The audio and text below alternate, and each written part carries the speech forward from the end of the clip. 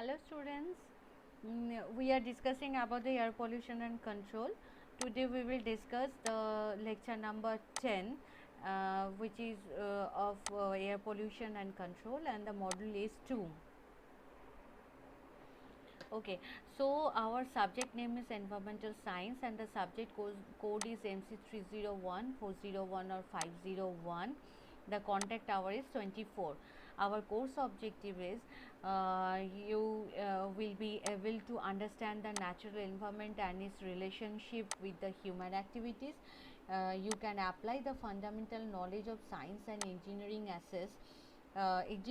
to assess the environmental and health risks. You will be able to understand the environmental laws and regulation to develop the guidelines and procedure for the health and safety issues, and you will be able to solve scientific problem solving related to the scientific problem solving that is related to air pollution, related to water pollution or noise or land pollution. Okay, yeah, so these are the some of the course outcome that we have for our course. That is, you can understand the natural environment and its relationship with the human activities. You can apply the fundamental knowledge of science and engineering to assess the environmental and health risk, to develop the guidelines and procedures for health and safety issues, obeying the environmental laws and regulations. You can acquire the skill for the scientific problem which can solve the air pollution, the water pollution, the noise, the sound pollution, etc. Okay, so these are the some of the course outcome that we have. Yeah, so this is the total lecture plan for the air pollution. Okay, and this is the objective of today's class, very important. Okay, so today we will discuss about the ambient lapse rate. What do you mean by lapse rate? What are the types of lapse rate that we have? Okay, and what do you mean by ambient lapse rate also we will define. Next we will see the adiabatic lapse rate, the atmospheric stability and temperature inversion or inversion temperature. That these are the some of the topics that today we will discuss. Okay, now just at a glance we will see what are the topics that we have discussed in our previous class. Okay, so first of all we have discussed the in our previous class the acid rain, the ozone layer depletion and the pan or smog. There are two types of smog we have. One is sulfurous smog and one is photochemical smog. Okay, these are the two types of smog that we have. Now this acid rain, ozone layer depletion, pan or smog, they are very important. Okay, so that is why from this portion you can have so many questions. So that is why you have to follow the classes and regularly go through the material. If you have the doubt, then we can discuss in the class, right? So that is why just read the study material whatever I have given and also follow my classes. Yeah, so what is acid rain? Generally what will happen in our environment, we have carbon dioxide, we have sulfur dioxide, we have nitrogen dioxide. Okay, so these are the important, right? Now what will happen if with our activity, for our activity or for industrial emission, for factory emission, from the automobile engines, there are so many harmful gases are emitting into the environment, and which is increasing the amount of sulfur dioxide, increasing the amount of nitrogen dioxide and also increasing the amount of carbon dioxide. So if they are increasing whatever their limited amount in our environment, they should be present into our environment, but that limited amount will be will due to our activities, that limited amount will be no, the amount of the these gases will be beyond the limited amount, and which will be very harmful, as because while the rain water raining while it's raining, what will happen with the reaction of water and sulfur dioxide, it can form the sulfuric acid. With the reaction with water molecule and NO2, it can form the HNO3, that is nitric acid. Or with the help of the water molecule, the carbon dioxide also can form the carbonic acid. So all these type of acids will form if we have the higher amount of these gases into our environment, and all this the acid will mix to the water body, any type of water body, to the land resources. Okay. So which is very very important for all type of plants, all type of living systems, all type of aquatic lives. So this is called actually the acid rain, that is very harmful for us, for all type of living systems. Okay, so generally what will happen, this is the reaction sulfur dioxide plus OH dot, that will form the HOSO2 dot. Dot means the free radical. Okay, HOSO2 dot plus O2, it will form HO2 dot and SO2, SO3 sulfur trioxide. Now this SO3 sulfur trioxide will form with the water, it will form the sulfuric acid. Again for the nitrogen dioxide, look, nitrogen dioxide plus OH dot, that will form the nitric acid, and carbon dioxide again the CO2 plus H2O, it will form the carbonic acid. So this is the overall reaction for the acid rain. Yeah, generally the causes of acid rain, main factors are sulfur dioxide and the nitrogen dioxide. These are the two main components for which we are having the acid rain. And generally the increasing amount of their increasing amount of amount in environment is because of us, because of our activities. Okay, now what are the effects of acid rain? Generally what will happen, the plants the plants will absorb the water, right? If the water will be acidic, what will happen, they through the root, the plant the acid will enter into their body, and this will be the effect. Now one more thing, it will happen if the rainwater having the acidic, the rainwater will be the acidic, then the whatever on the leaves, whatever coating they are having, that will be also that will also destroyed by the acid rain. Okay, that coating. So this is the effect on plant life. Next, aquatic life. For the aquatic life also, they are having, if the water will be acidic, so that is also harmful for them. Acid rain also affect the aquatic organism adversely. A high amount of sulfuric acid of the sea water interferes with the ability of fish to take in nutrients, salt and oxygen. Okay, so in higher acidic range, acidic medium, they cannot intake the oxygen, they cannot intake nutrients, salts from the water. So these are the some of the adverse effect of the acid rain. Also for the humans, we have the some of the effects like respiratory problems, we can have asthma problem, we can have dry cough, we can have. Okay, so these are the some of the problems. Now ozone layer depletion, generally why we are having the ozone layer, what is the importance? In our stratosphere we have the ozone layer, right? So what is the importance? This from the solar energy we can get so many radiations, where UV radiation, one of the radiation is UV radiation.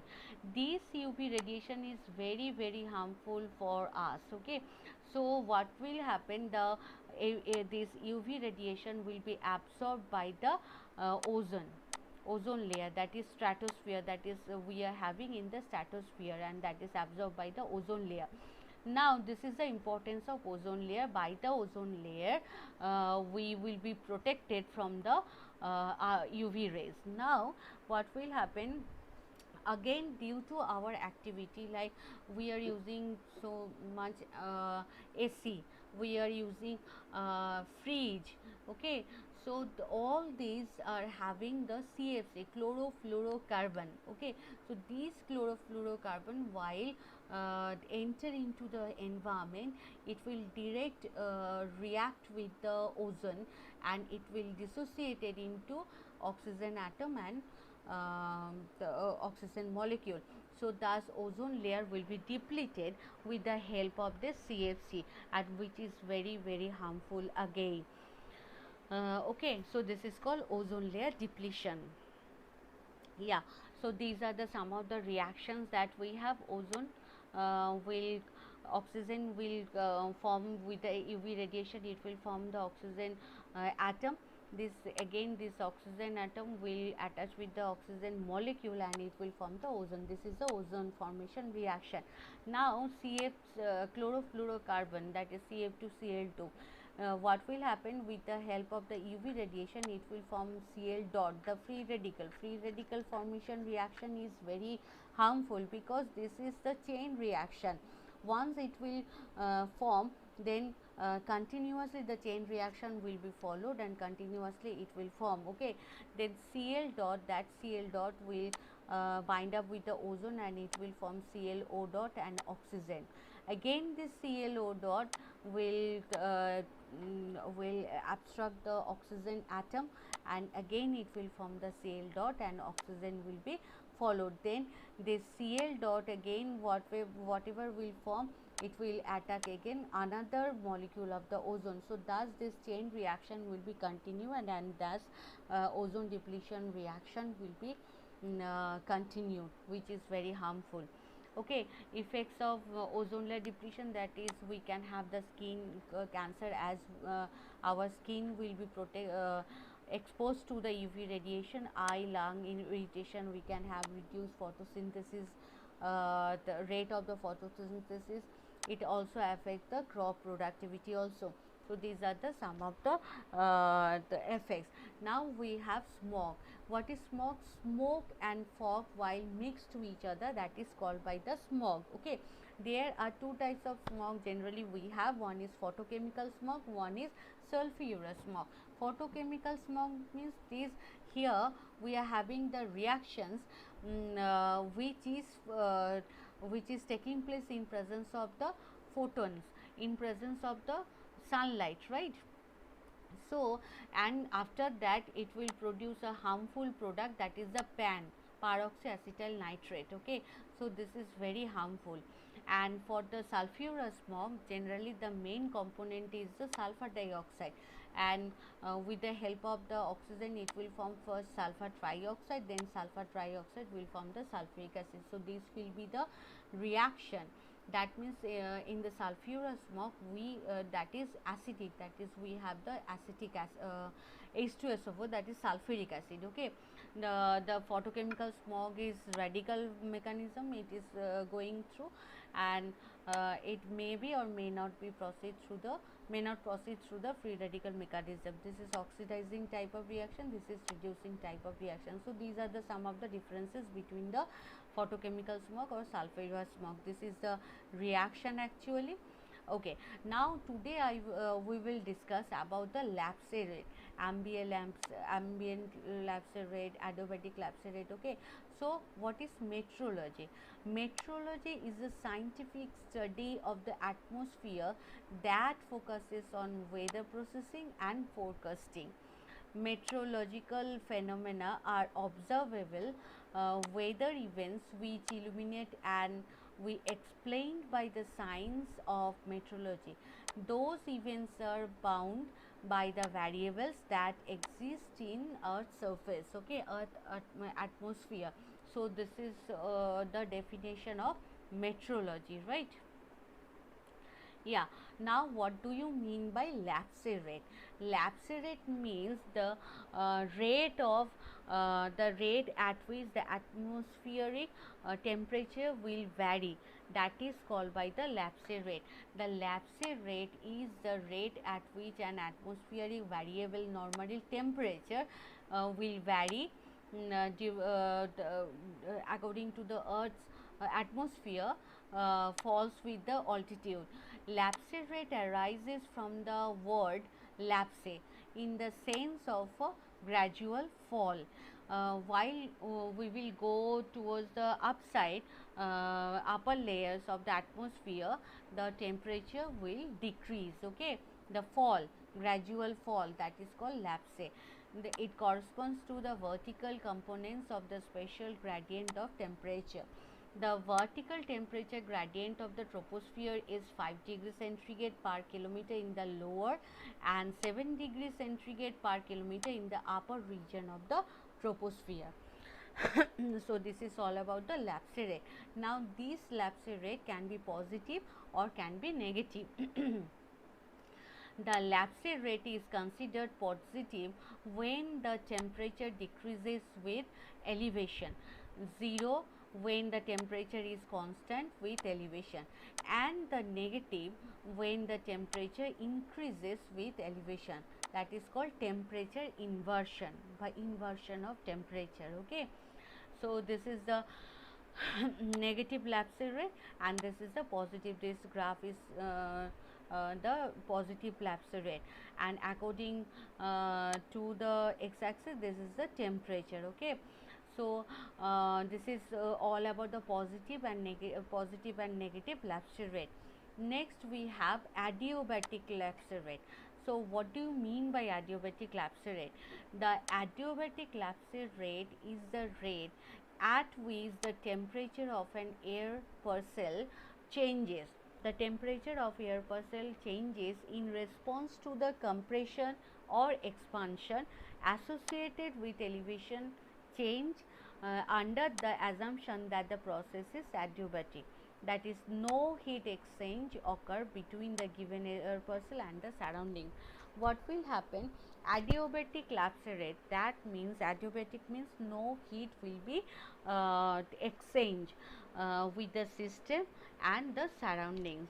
Now the actually adiabatic lapse rate is the lapse rate if a air parcel, if we have the air parcel which is the response to which is compressed, okay, or expanded. So if we elevate if that air parcel will go upside, what will be the rate of change of the temperature? Okay, so and assuming that the temperature no, that the heat exchange between the system and surroundings will not be allowed. So this is called by the adiabatic lapse rate.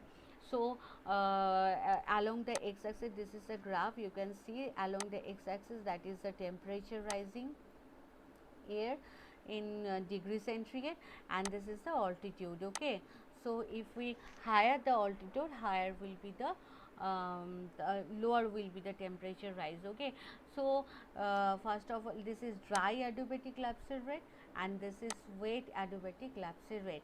The temperature is 10 degrees centigrade 1000 meter, and this is 5 degrees centigrade per 1000 meter.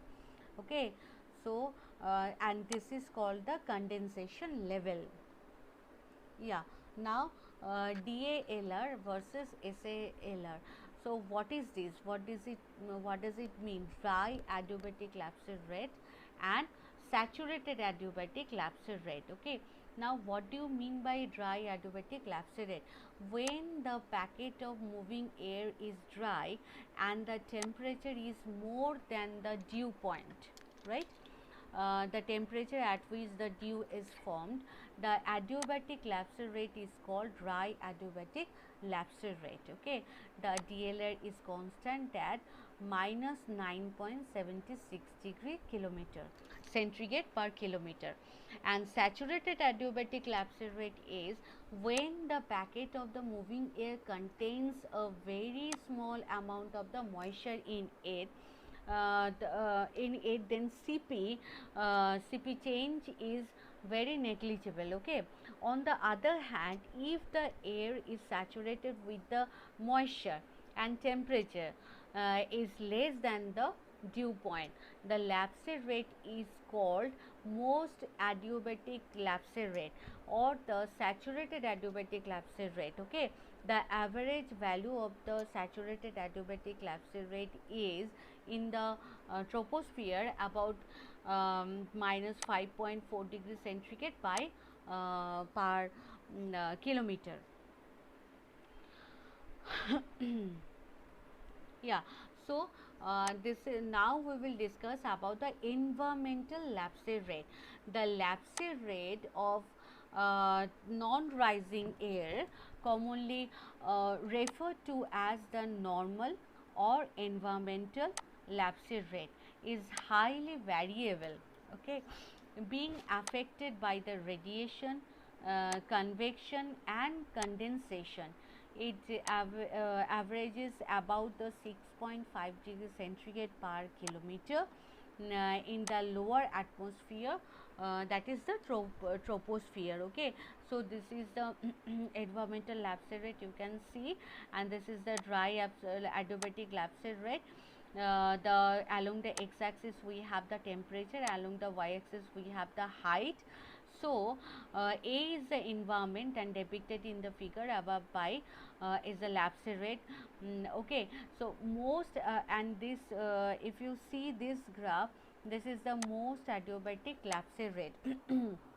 And environmental, the blue line is the environmental lapse rate, that is equals to 4 degrees centigrade per kilometer. Okay, again the along x axis we have the temperature, along y axis we have the height above the ground. Okay, so these are the two graphs that we can have from the environmental lapse rate. Okay, now we will discuss about the what about the motion of the air packet. If the air packet will go upside, what will be the what will be its fate of the motion of the air packet. Now air is made up of a mixture of gases that is subject to adiabatic heating when it is compressed and adiabatic cooling when it is expanded. As a result, air rises seeking a level where the pressure of the body of the air is equal to the pressure of the air that surrounds it. There are other way air can be lifted, such as through the thermodynamic process, thunderstorm, or mechanically. Okay, such as having colder, denser air move under it, or by lifting as it flows up over a mountain slope. Okay, so this is the adiabatic, this is the picture I have given, that is for the adiabatic heating, and this is the adiabatic cooling. Okay. Conversely, as a parcel of air descends, it compresses due to the higher pressure, and this is warming process, therefore the air warms. As an adiabatic cooling process, that is, as an air parcel rises, it becomes less pressurized, right? With less pressurized exerted on the parcel, it become therefore it is expanded, right? Expands, and this expansion causes the cooling and increases the adiabatic cooling. This is called by the yeah, this expansion causes the cooling and increases RH, and that is called by the adiabatic cooling. Okay. Yeah. So now we will discuss what do you mean by atmospheric stability criteria. What are the stability criteria that we have from this portion? Like this question, you can have discuss about the conditions of atmospheric stability, or write down the atmospheric stability criteria.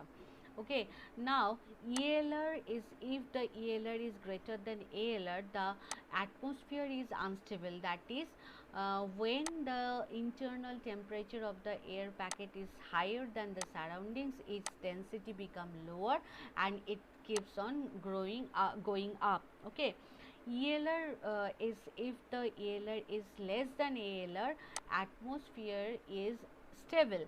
That is when the internal temperature of the air packet is lower than the surroundings, its density become higher and it goes down. Okay, and third condition is ELR is equals to ALR. The atmosphere is neutrally stable, that is the internal temperature of air packet is the same as that of the surroundings. It experiences no forces that can make it continue its motion. Okay, so these are the three conditions that we have, three criteria, rather you can say three criteria to what to state, but that is indicating the atmospheric stability criteria. Okay, and this is the last topic, that is the temperature inversion. What is temperature inversion? Temperature inversion, also called the thermal inversion, a reversal of the normal behavior. Like if we go upside of the go upside, so with the altitude the temperature will be decreasing, right? Should be decreasing. So this is the normal behavior of the temperature in the troposphere. The region of the atmosphere nearest the earth's surface, in which a layer of the cool air at the surface is overlain by a layer of the warmer air.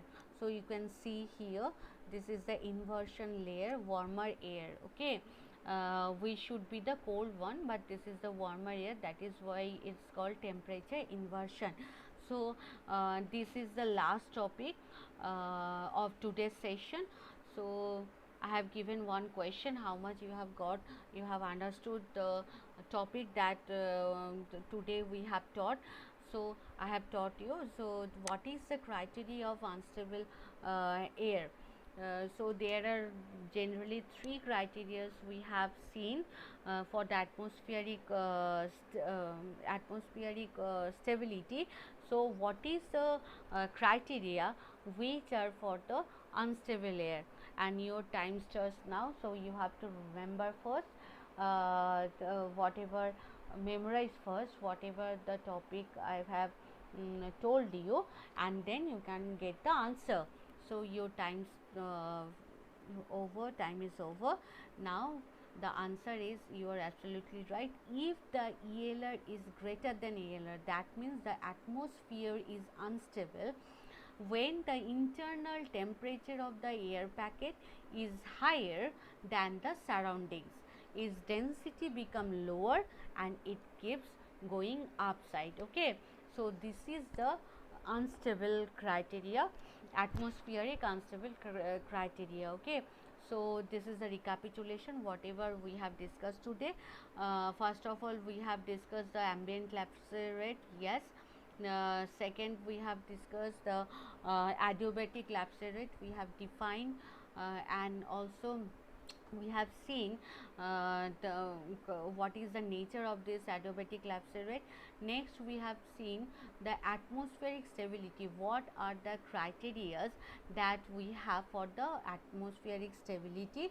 And at last, we have seen the temperature inversion, temperature inversion. Okay, so from this portion, generally you can have this type of question, like what do you mean by lapse rate?